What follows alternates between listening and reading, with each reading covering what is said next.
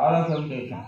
అంటే మీరు చదువుకొని మీ పిల్లలను కూడా చదువు చాలా సంతోషం. అంటే ఈ మాటల్లో చెప్పేది కాదు. మళ్ళీ ఇదొకటి పల్లెటూరి ప్రేమ. పల్లెటూరి ప్రేమ అంటే దానికి విలువ కట్టలేదు. 26 సంవత్సరాలు పనిచేసి తెలుగుంట విద్యార్థులతోనే లాభపడ్డారు.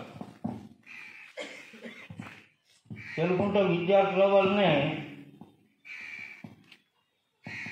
ఒక సంవత్సరం దాకా వయసు పెరిగింది.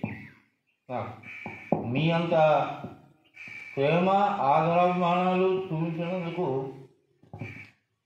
నేను అది మూట కట్టుకొని పోతున్నాను మీ ప్రేమ. ఇకపోతే